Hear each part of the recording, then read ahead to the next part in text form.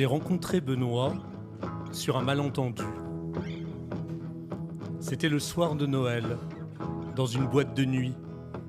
Je suis myope. Je dansais en souriant dans le vide. Il a cru que je le matais. Benoît était timide, mais ce regard insistant lui a donné confiance en lui. Il s'est dirigé au milieu de la piste, vers moi qui bougeais mes bras, mon torse et mes jambes. Tu as conscience que tu es en train de danser sur En rouge et noir de Jeanne Masse. C'est la première phrase qu'il a prononcée. Avec l'obscurité, la musique qui hurlait, les 2 ou 3 bières que j'avais bues, tout autour de moi me semblait être un kaléidoscope géant. Par fragments et de manière désordonnée, je l'observais. Je le trouvais grand, un peu mou. Il était habillé en noir avec une coupe de cheveux qui ne lui allait pas. Je crois que j'ai arrêté de danser, peut-être par politesse. Je lui ai demandé son prénom, la réponse m'a plu. Ce qu'il faisait dans la vie, comment ai-je pu lui poser cette question au milieu de la piste à 1h du matin ? Je travaille dans la production musicale. Cette réponse m'a plu aussi. Il m'a invité à boire un gin tonic au bar. Eric, un copain qui m'avait accompagné ce soir-là, était légèrement ivre. Sur la piste de danse, il m'a chuchoté « Mais reste, pourquoi tu vas parler à ce gros con ?» Nous étions assis sur des tabourets hauts. Je sentais bien que je plaisais à Benoît au-delà du raisonnable. Et cela venait répondre à un besoin primaire. Assez vite, nous avons quitté cette boîte de nuit et sommes rentrés chez lui. Mon mécanisme de désir était toujours assez lent. J'avais besoin d'observer le garçon pour savoir s'il me plaisait. J'étais sensible à la voix, à la démarche, au mouvement des bras, à l'odeur du corps.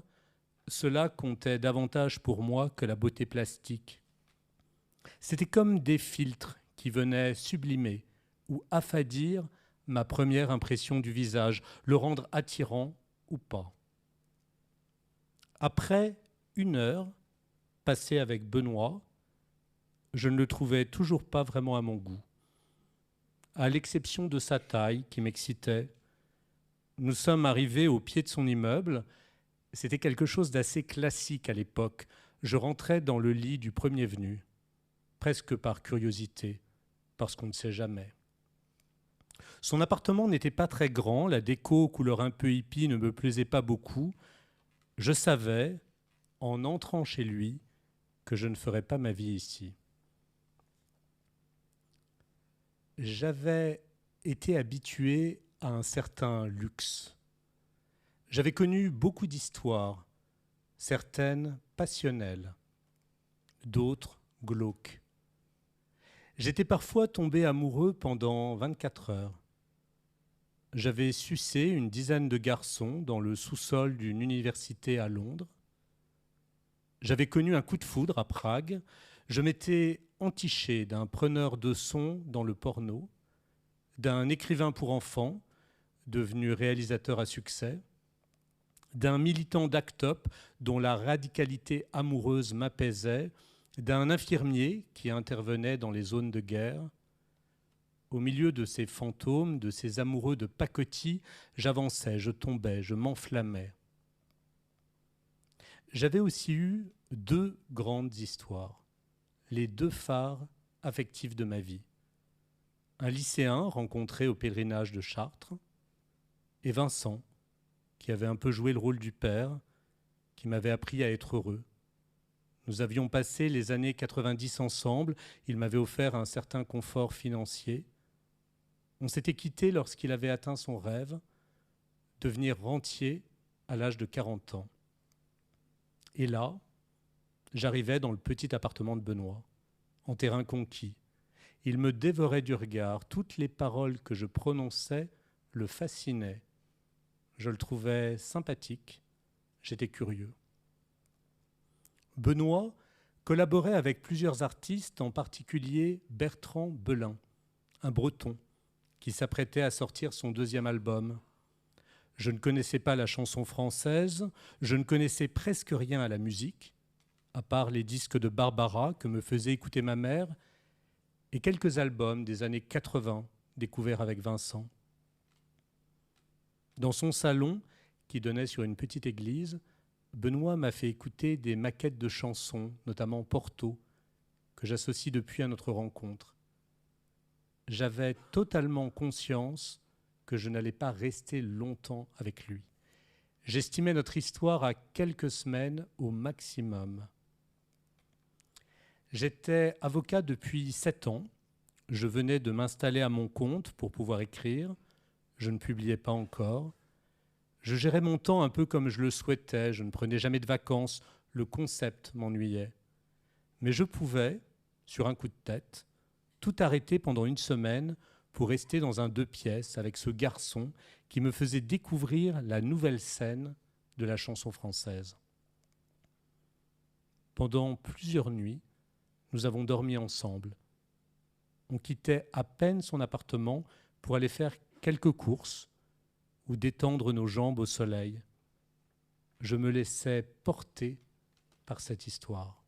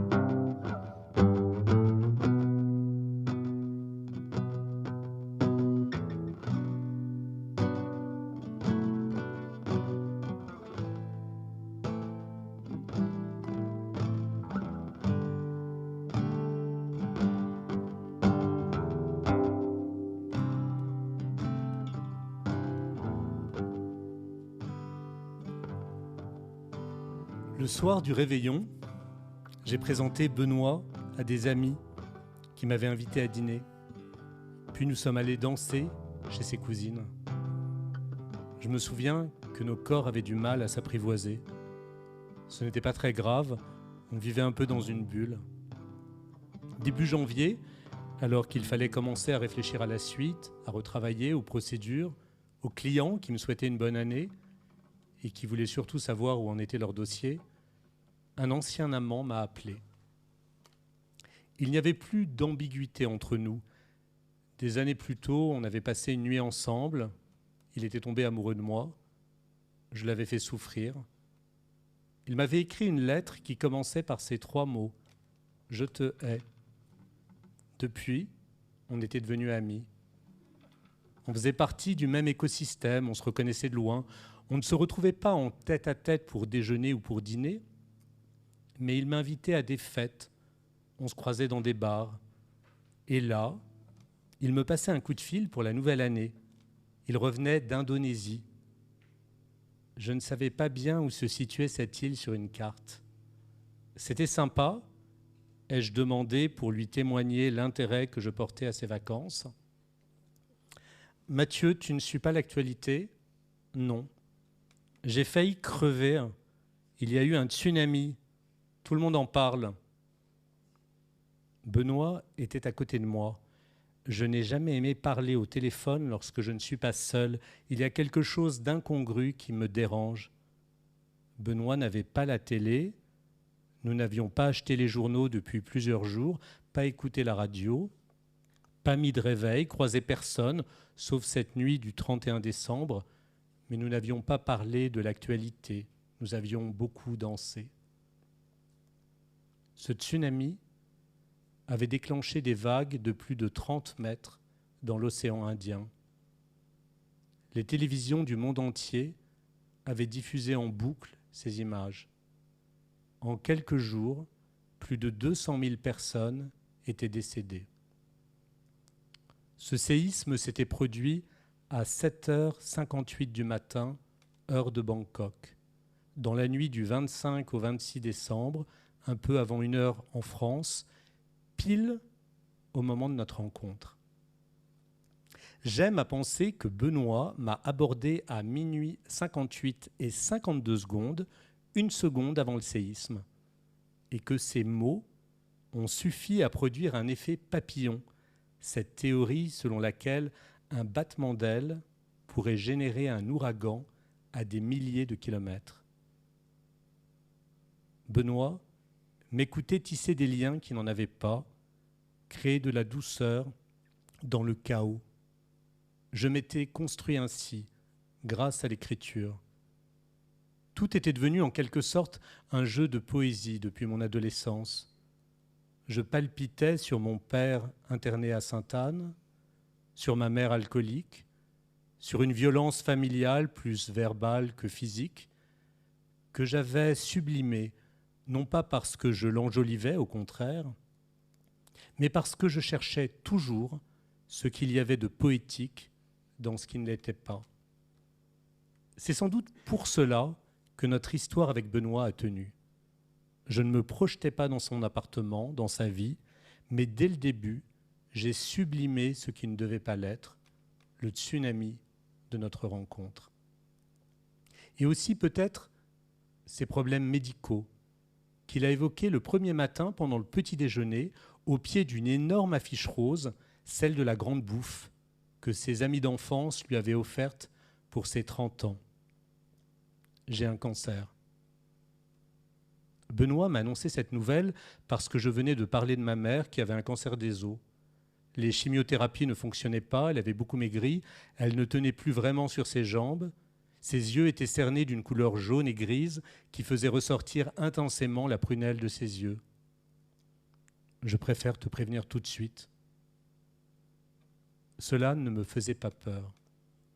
J'avais suffisamment d'angoisse dans la vie, la peur de l'eau, de la vitesse, de la violence, pour apprécier les sujets difficiles avec lesquels je me sentais serein. Je me souviens de la position de nos corps dans la cuisine. Il était assis devant moi, dos à la fenêtre. Il buvait un grand café. J'imagine que tu as remarqué quoi ? Ce que j'ai sur le sexe. Non. Menteur. Benoît était manifestement complexé par son sexe. Tu as bien vu quelque chose ? Pas vraiment. Tu n'as pas remarqué ce que j'avais au niveau de la bite ? Non. Je me suis fait greffer un sexe ? Non. Benoît a ri et il m'a expliqué l'histoire du grain de beauté.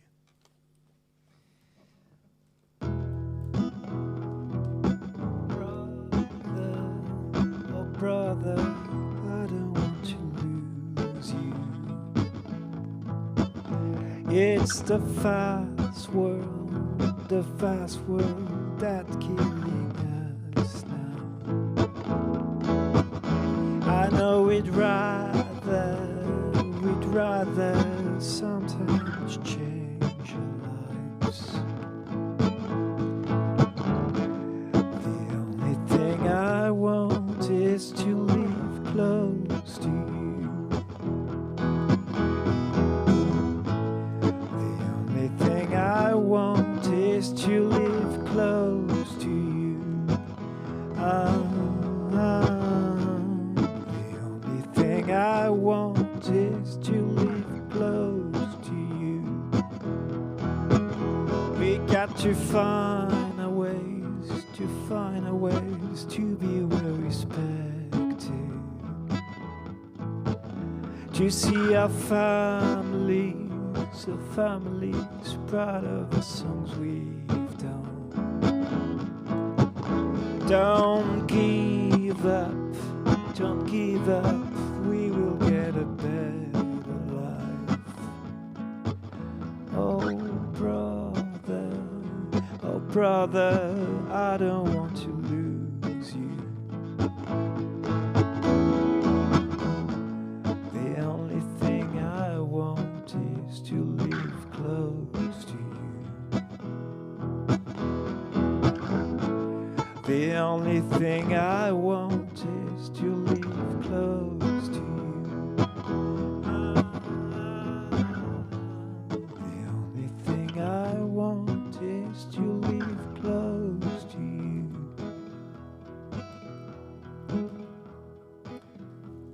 À 20 ans, Benoît avait découvert une tache noire sur son gland. Pendant des mois, il avait essayé de la frotter avec du savon, mais elle ne partait pas. Au contraire, elle grossissait. Il n'osait en parler à personne. Jusqu'à un âge relativement avancé, un quart de siècle, il n'a eu aucune relation sexuelle. Il associait plus ou moins cette tâche à une punition divine, même s'il n'était pas croyant.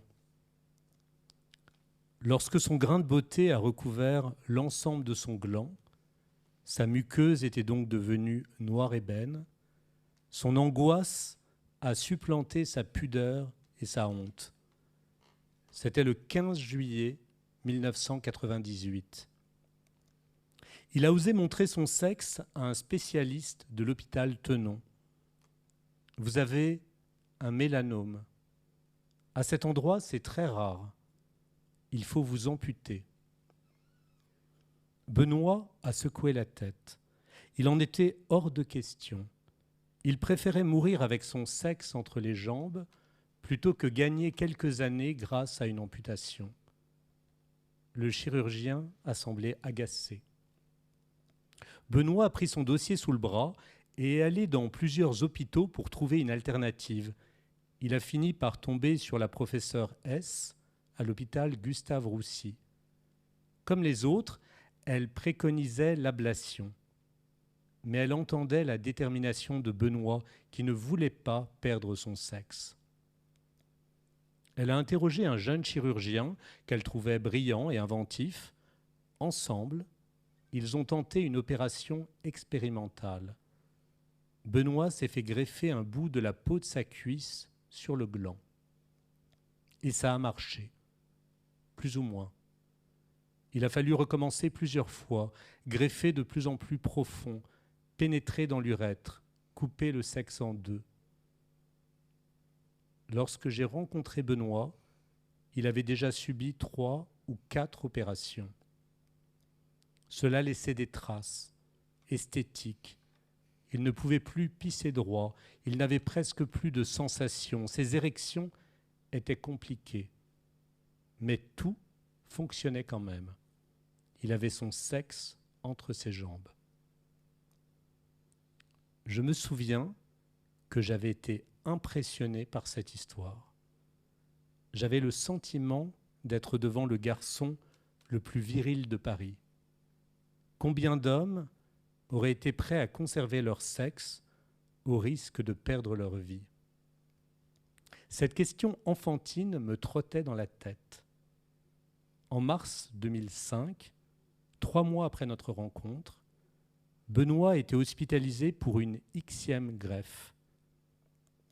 Il avait 31 ans. J'étais son aîné de quelques mois. Il me traitait de cougar.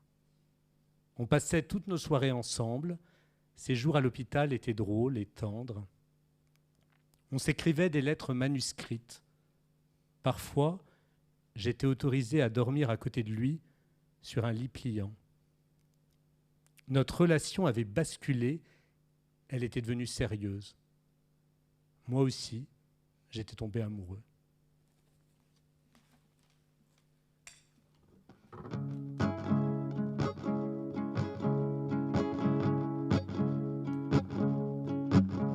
The sun shines in a bed today. Birds in the window. We both smile as young lovers. even years stuck in love. We feel happy together today. We feel happy together today. Took a plane to a road today. No matter the way, we feel happy together today. We feel happy together today. We're in a good mood this day. There is nothing more to say. Even if it rains in a room, we feel love, we feel love, we feel love. We feel love, we feel love, we feel love in a room. We feel love, we feel love, we feel love. We feel love, we feel love, we feel love in a room.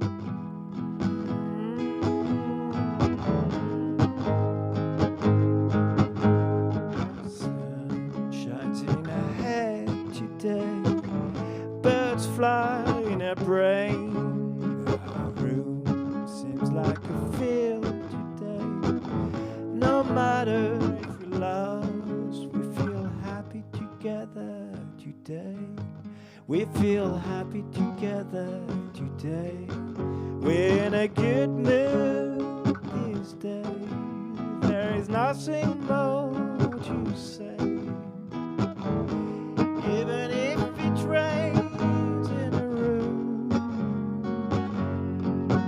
we feel love, we feel love, we feel love. We feel love, we feel love, we feel love in a room. We feel love, we feel love, we feel love. We feel love, we feel love, we feel love in a room.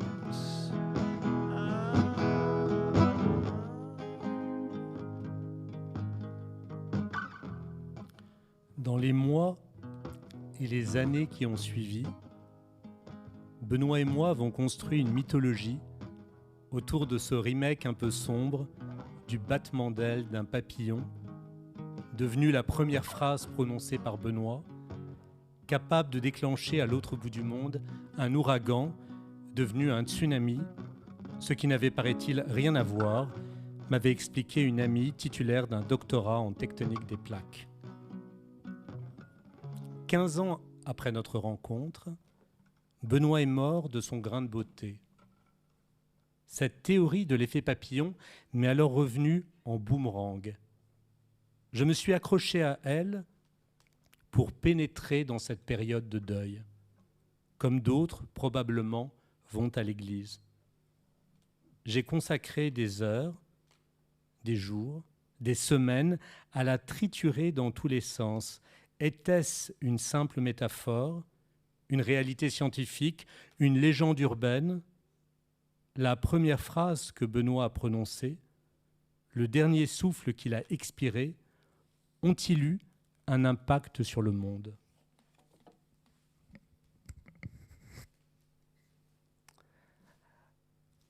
Une des questions que je me suis posée, c'est quelle est l'origine de la théorie de l'effet papillon? Cette théorie est née au XXe siècle avec un mathématicien qui s'appelait Édouard Lorenz, né pendant la Première Guerre mondiale. Édouard Lorenz, comme beaucoup d'autres avant lui, rêvait de pouvoir prédire la météo. Mais pour cela, il fallait prendre en compte énormément d'informations et un cerveau humain n'était pas capable de traiter toutes ces informations. Avec la découverte des ordinateurs, Édouard Lorenz s'est dit peut-être qu'on va réussir à prédire la météo. Alors il a fait énormément de travaux avec son ordinateur qui faisait la moitié de son bureau. Et après un certain nombre de recherches, il s'est rendu compte que ça allait être compliqué parce que même les ordinateurs font des micro-approximations. Et ces micro-approximations ne sont jamais anodines.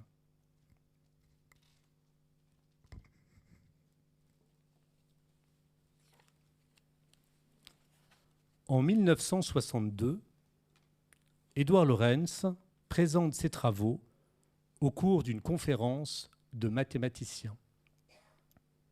Il explique que dans certains domaines, notamment en météorologie, une modification minime des conditions initiales peut entraîner des conséquences énormes.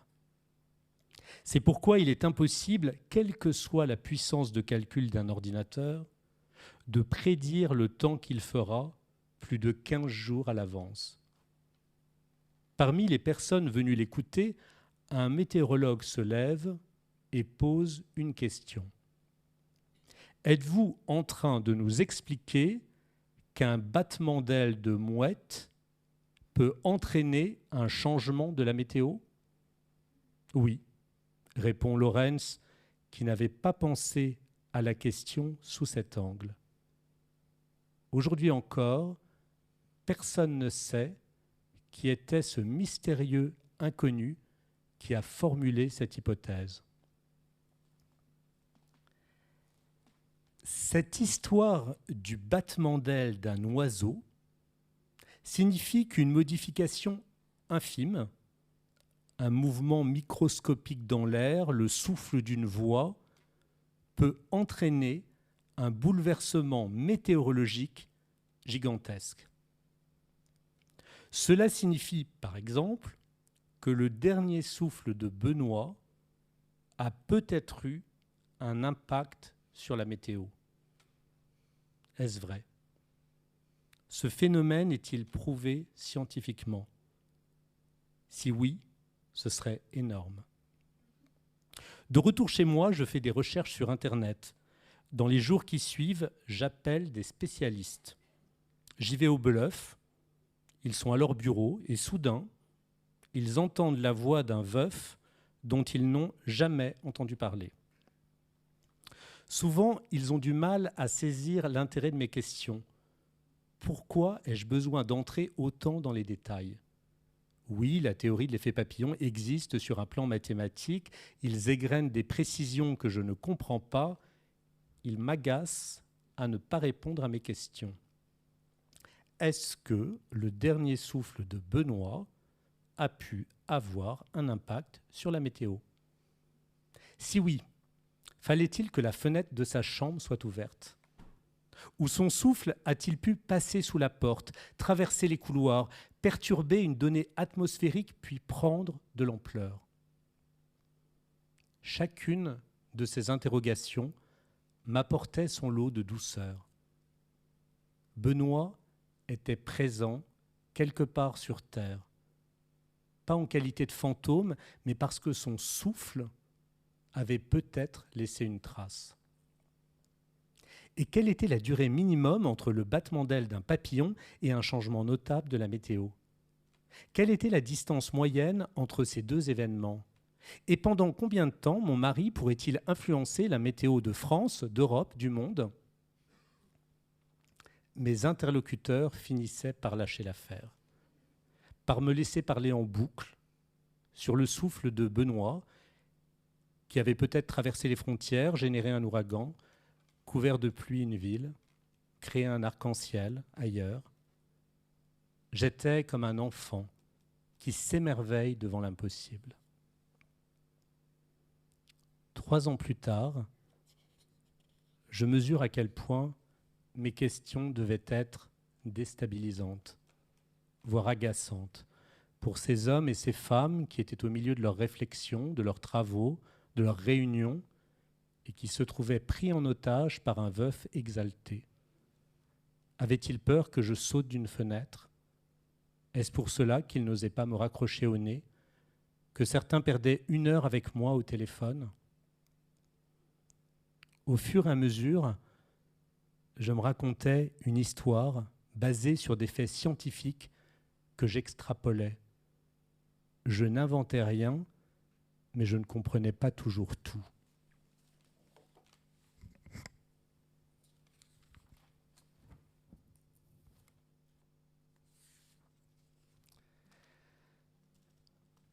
Au début des années 1970, Édouard Lorenz est invité à une nouvelle conférence internationale pour parler de ses travaux. Et l'organisateur de cette conférence lui demande le titre de son intervention. Édouard Lorenz est très occupé et ne donne pas son titre. L'organisateur le ressollicite plusieurs fois. Édouard Lorenz ne répond toujours pas. Et à la fin, l'organisateur est obligé de mettre un titre sur son programme. Et voici le titre qu'il l'indique sans en parler à Lorenz. Le battement d'aile d'un papillon au Brésil peut-il provoquer une tornade au Texas? Ce titre, extrêmement poétique, va avoir un écho énorme.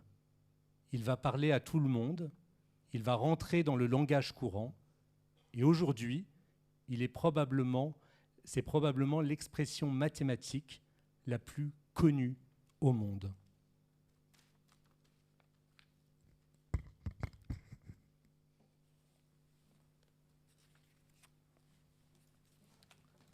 Cette théorie de l'effet papillon fascinait Benoît depuis toujours.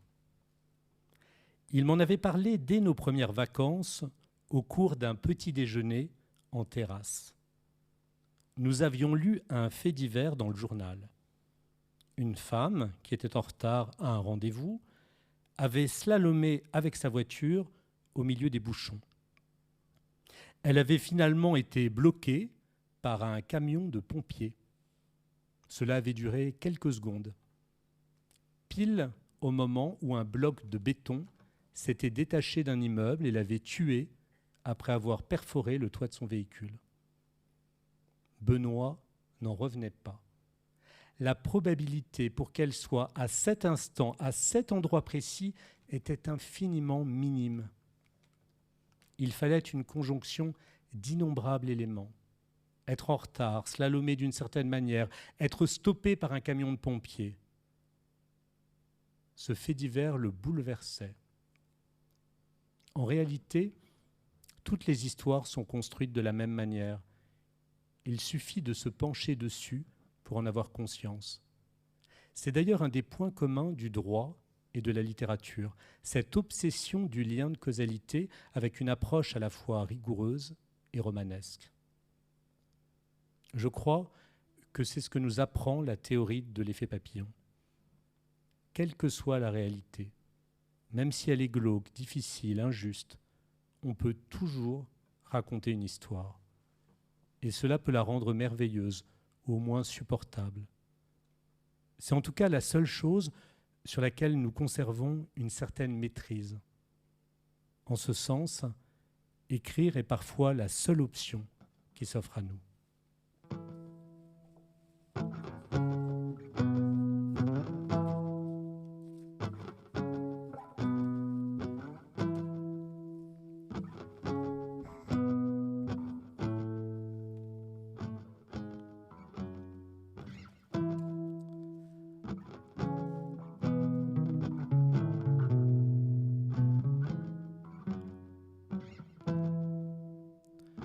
Benoît dirigeait un festival de musique, le Fnac Live, qui a lieu tous les ans sur le parvis de l'Hôtel de Ville à Paris. Chaque année, l'angoisse numéro 1 de Benoît, c'était qu'il pleuve, car cela aurait réduit à néant le travail d'une année. Est-il possible de maîtriser les nuages, de maîtriser la pluie, de contrôler le ciel? Depuis plusieurs années, une cinquantaine de pays tentent de manipuler les nuages. C'est ce qu'on appelle l'ensemencement des nuages. Et pour cela, ils introduisent des produits dans les nuages. Ce week-end, Libération a consacré sa une à cette question. Climat, la vie secrète des nuages. Dans cette édition, le journaliste littéraire Thomas Thélandre évoque Benoît. Et à un autre moment, en page 5, une chercheuse, Marine de Guglielmo Weber, spécialiste de l'ensemencement des nuages, a donné une interview à Libération. Voici ce qu'elle écrit. Un état qui influence la pluie s'expose au risque qu'un autre l'accuse de voler ses nuages. Et elle explique qu'aujourd'hui, il n'y a aucune réglementation sur l'ensemencement des nuages, si bien que chaque pays peut manipuler les nuages qui survolent son territoire. Dans son interview, elle précise cela. En France, on est plusieurs à pousser pour la création d'une réglementation sur l'ensemencement des nuages. L'écrivain Mathieu Simonet, avec qui je suis en train de fonder une association de protection des nuages, aux côtés de l'artiste Sylvain Soussan, demande par exemple à l'ONU la création d'un statut juridique pour les nuages, leur entrée au patrimoine mondial de l'UNESCO. Cette chercheuse fait ici référence à une initiative que j'ai eue, la création de la Journée internationale des nuages le 29 mars. Ce jour-là, je propose à tous ceux qui le souhaitent de s'allonger sur l'herbe pour regarder les nuages et écrire ce qu'ils voient. Cette année, 1500 personnes ont participé à la Journée internationale des nuages dans 10 pays et je considère que tous ces textes correspondent à un remake de pétition qui nous autorise à écrire à l'ONU, à l'UNESCO, à interpeller les politiques. Et vous aussi, si vous le voulez, le 29 mars prochain, vous pourrez participer à la Journée internationale des nuages. Il suffit de vous allonger et d'écrire ce que vous voyez en regardant les nuages. Et peut-être qu'ensemble, on réussira à créer un statut sur les nuages.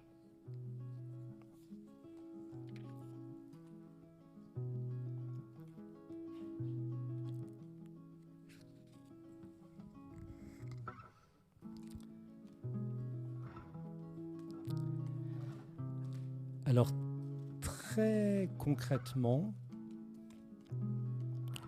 pour manipuler les nuages, il faut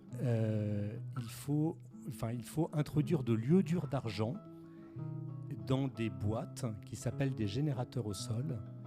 Et ces générateurs au sol, on les chauffe et l'iodure d'argent se retrouve dans les nuages. Et pour l'instant, pendant très très longtemps, personne ne s'est plaint de ces manipulations. Alors en faisant mes recherches, j'ai voulu me renseigner un peu sur l'histoire de l'ensemencement des nuages. Et donc je vais vous raconter quelques éléments de l'ensemencement des nuages. Mais avant, par solidarité avec les fumeurs, on voulait faire une petite pause cigarette.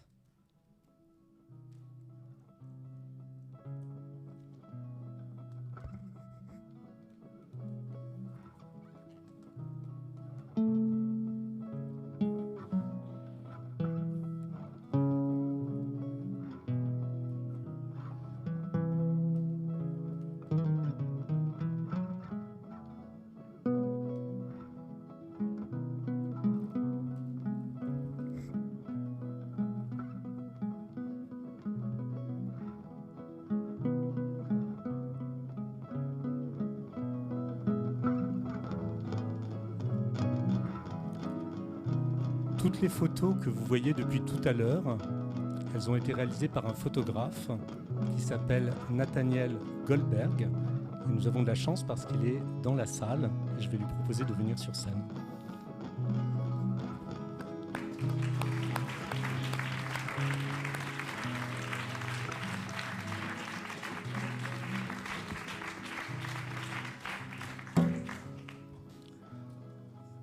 Au 8e siècle, des vierges couvertes de bijoux ont été jetées dans les eaux d'un gouffre sacré en échange de gouttes de pluie. Au XVe siècle, des archers ont lancé leurs flèches dans les nuages, persuadés que cela suffirait à les fissurer pour libérer les quantités astronomiques d'eau qu'ils contiennent. Au XVIIe siècle, un amiral de Louis XIV a tenté de faire disparaître les nuages à l'aide de coups de canon. Il voulait chasser la pluie et non la provoquer.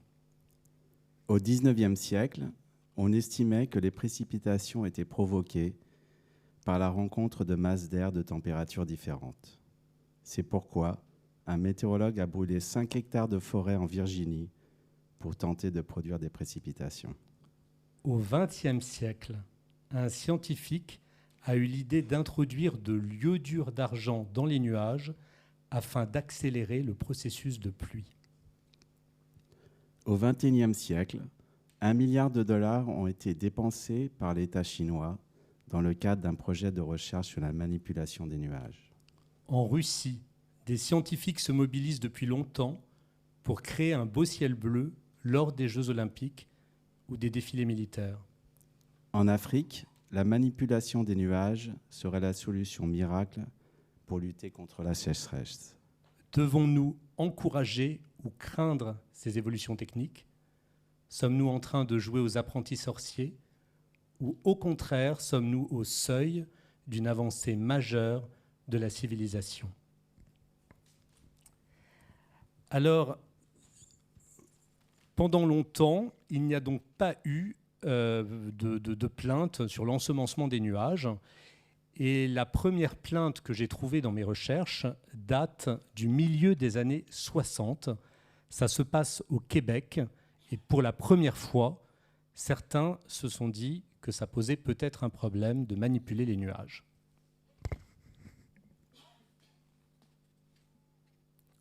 À l'origine, ce sont les agriculteurs qui tapent du poing. Ils estiment que la pluie tombe en trop grande quantité. Cela leur occasionne un préjudice financier important. Le ministre des Ressources naturelles, qui est féru d'innovation, finit par accepter d'encadrer l'ensemencement des nuages sur une partie du territoire.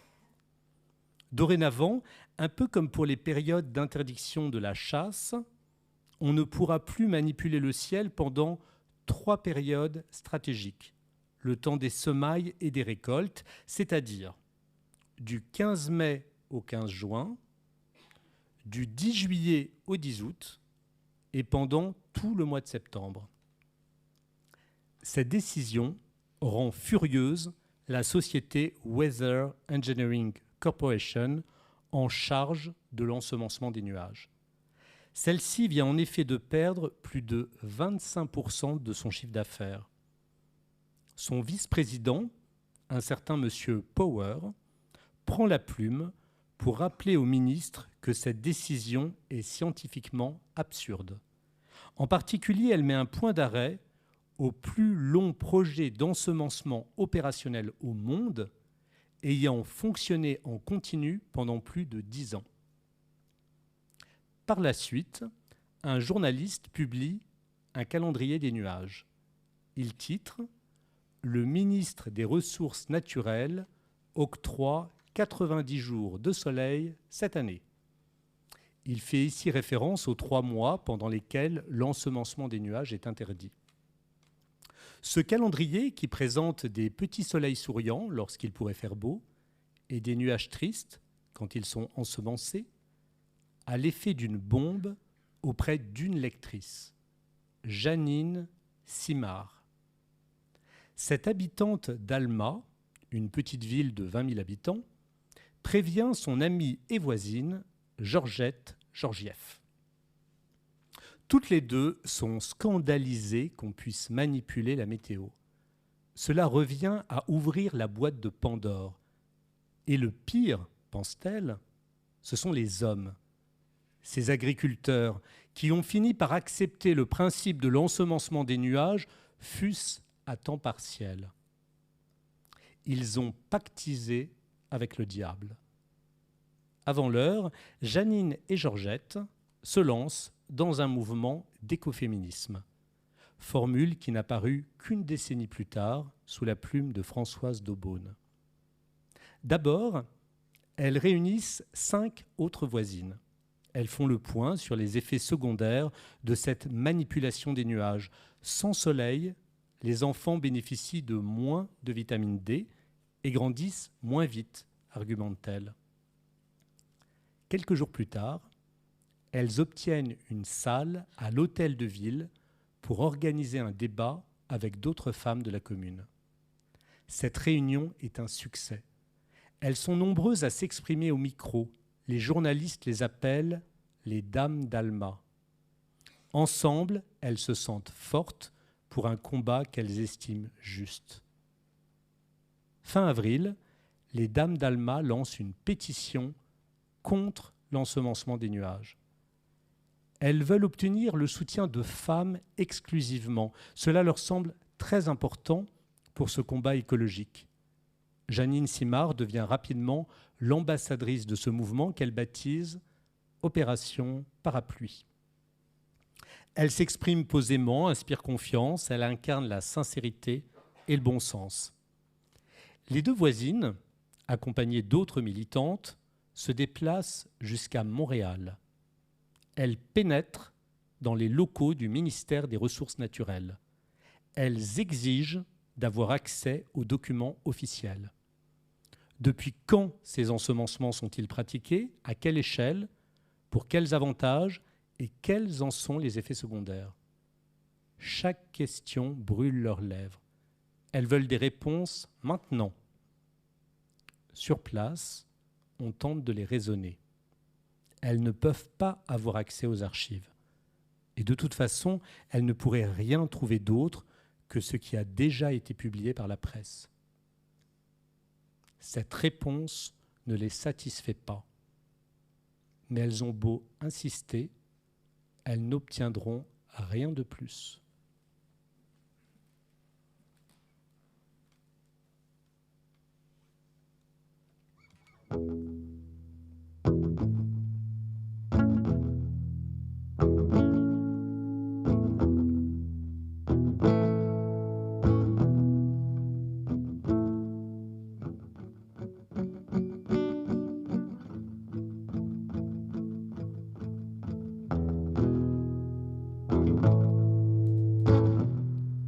À midi, elles retournent au ministère et se cachent dans les toilettes. Le soir, elles sortent de leur cachette. L'une d'elles, en haut d'un escalier, surveille l'arrivée d'un éventuel agent de sécurité. Pendant ce temps, Jeannine et Georgette pénètrent dans les bureaux et se mettent à fouiller tous les papiers à la recherche d'indices sur l'ensemencement des nuages. Au cours de la nuit, leurs efforts sont récompensés. Elles mettent la main sur tous les rapports annuels rédigés à la suite de ces manipulations dans le ciel, et ce depuis 1954. Elles communiquent ces pièces à conviction aux journalistes. Pendant quelques jours, les Dames d'Alma deviennent des stars. Au début du mois de mai, elles donnent rendez-vous à toutes les femmes de la région en leur demandant d'ouvrir leur parapluie. C'est une marée humaine qui défile. Et le décompte des signatures obtenues est aussi impressionnant. Les Dames d'Alma ont réussi à mobiliser 60 453 femmes, soit 3 fois la population de la commune d'Alma et probablement plus de 80% des femmes de la région. À la suite de ce tour de force, le gouvernement reçoit de nombreuses lettres de Québécois mécontents. La pluie artificielle devient la responsable de tous les maux. La baisse de fréquentation des touristes, la fermeture de piscines, la diminution des ventes de vêtements d'été.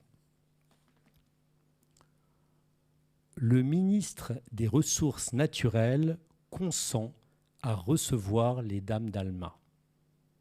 Avec une pointe de paternalisme, il les invite à se renseigner un peu plus, à ne pas simplement faire confiance à leur bon sens. Elles pourraient, par exemple, prendre contact avec des experts en hydrologie ou en climatologie. Ces échanges avec des spécialistes leur permettraient de mieux comprendre comment tout cela fonctionne. Avant de se quitter, pour conserver une ambiance positive, chaque délégation a apporté à l'autre un petit cadeau. Un superbe parapluie pour le ministre, des parasols de teinte pastel pour les militantes. Parasols qui auraient, paraît-il, été fabriqués à Hong Kong selon le compte-rendu officiel. 3 jours plus tard, le 15 mai 1965, débute la première période de suspension d'ensemencement des nuages. Pour les dames d'Alma, le compte à rebours est lancé. Elles disposent d'1 mois pour faire plier le gouvernement, pour empêcher la Weather Engineering Corporation de reprendre ses manipulations à compter du 15 juin. D'ici là, la pression médiatique doit rester forte. Dès le 16 mai, le Progrès Dimanche titre « Les iodures d'argent, danger pour les fœtus et les nouveau-nés ». Cet article met en avant l'absence de preuves sur la non-toxicité de cette substance. Peu à peu, ce n'est plus simplement le trop-plein d'eau ou l'absence de soleil qui font réagir, mais l'idée plus terrifiante encore que la population est peut-être en train de se faire empoisonner sans le savoir. Le 23 mai, le même quotidien titre « Vaste réseau de machines à pluie ». On apprend qu'il en existe 32 au Québec. Or, la Weather Engineering Corporation n'a pas voulu communiquer leur emplacement au ministère. Il est dès lors impossible de vérifier si elles sont ou non effectivement à l'arrêt. Des groupes de jeunes se constituent pour les retrouver. Un mouvement anonyme, appelé les Fils du Soleil, annonce qu'ils joueront le rôle de francs-tireurs contre tout vaporisateur d'iodure d'argent. Ils menacent de provoquer des explosions, des flots de sang et des vagues de feu aux opérateurs des machines à pluie. Dans les rédactions de presse, des menaces de mort contre ces derniers, mais également contre leurs familles, sont reçues par courrier. Un climat de peur s'installe. Dans la forêt, 2 machines sont saccagées. On apprendra par la suite qu'il ne s'agissait pas de celles qui permettent d'évaporer de l'iodure d'argent, mais d'outils météorologiques appartenant au ministère. Le 9 juin, René Lévesque, le ministre des Ressources naturelles, prend la parole devant l'ensemble des députés. Avec véhémence, il exige l'arrêt de l'ensemencement des nuages. Jeannine Simard et ses compagnes de lutte exultent de joie. En seulement 6 semaines, elles ont réussi à faire plier le gouvernement.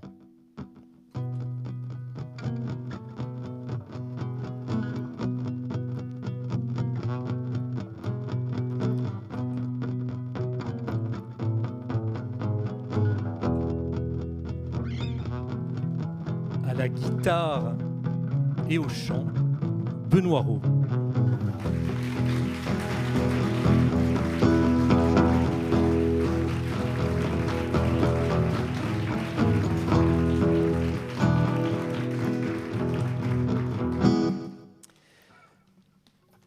Alors, merci Benoît de cette invitation. Mathieu, pardon. J'ai souvent confondu vos 2 prénoms d'ailleurs.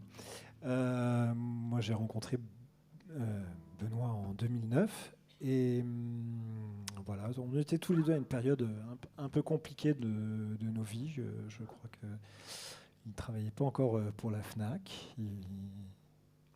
Voilà, on était tous les deux, il me semble un peu perdus, mais en tout cas, il a bien voulu s'occuper de moi pour être mon éditeur et on a commencé une relation très d'amis, amicale et voilà, c'était une grande tristesse de l'avoir perdu si jeune.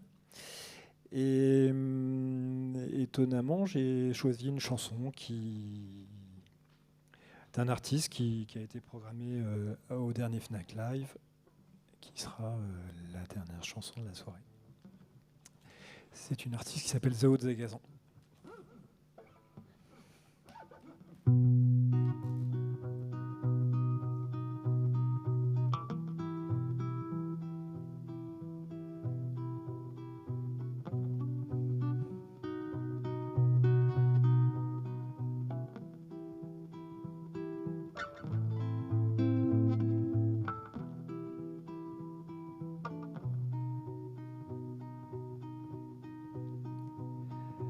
Il fait toujours beau au-dessus des nuages, mais moi si j'étais un oiseau, j'irais danser sous l'orage, traverserais les nuages comme le fait la lumière, j'écouterais sous la pluie la symphonie des éclairs.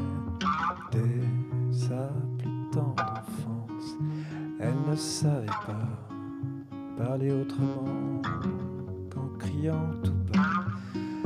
Pas faute d'essayer de les retenir, ces cris et ces larmes qui les faisaient tant. Il fait toujours beau au-dessus des nuages, mais moi si j'étais un oiseau, je traverserais la lumière, traverserais les nuages comme le fait la lumière, j'écouterais sous la pluie la symphonie des éclairs. En grandissant, rien ne s'est calmé. Petite tempête s'est trouvée. Des raisons de pleuvoir autant qui pourrait l'aimer franchement. Personne n'aimerait se retrouver au cœur d'une tempête. Avouez, il y a des raisons de pleurer.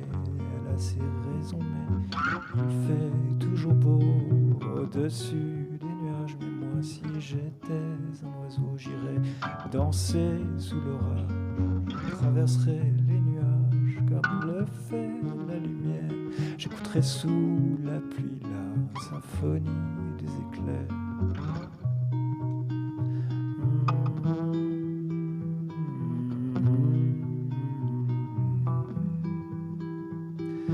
Quand la tempête a su que des mélodies pouvaient s'échapper du vent et se retrouver dans le cœur des gens, celle-ci s'est dit: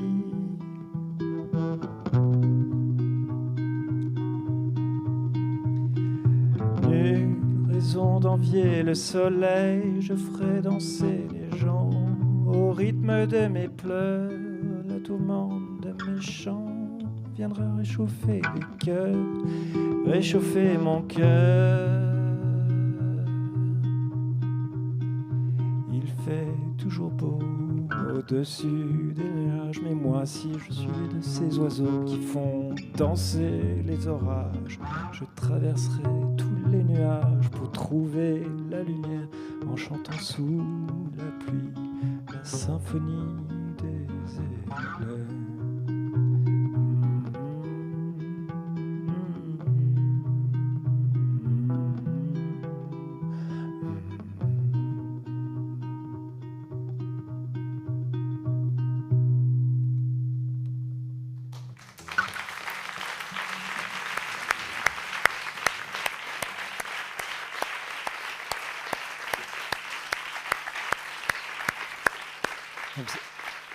C'est Benoît Rau de Benz Symphonic Orchestra.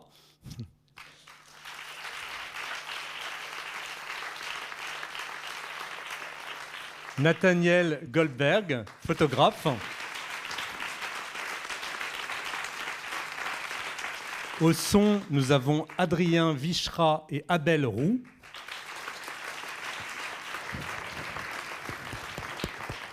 À la lumière, Iris Fex.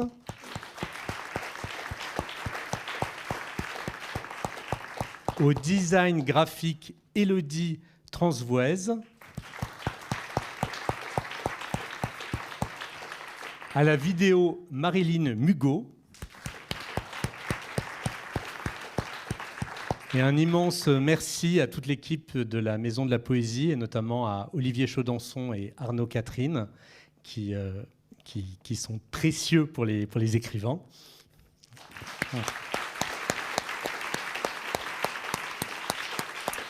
Et merci à toute l'équipe de Julliard qui m'a accompagné pour la fin des nuages, notamment à Lisa Liotto, mon éditrice, mais aussi à Stéphanie Chevrier, à Caroline Brouet, qui est à l'origine de ce projet, à Isaline Molbon d'Arbaumont, qui m'a beaucoup accompagné, et à Tiffany Gabu. Et enfin, merci à David Eloi, mon nouveau compagnon.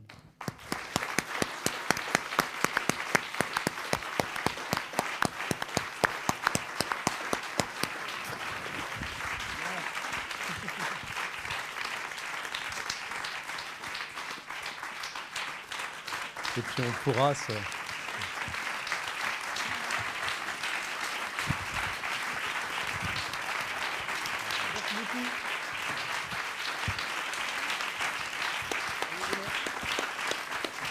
Et on pourra se retrouver juste dehors pour ceux qui le souhaitent. Voilà.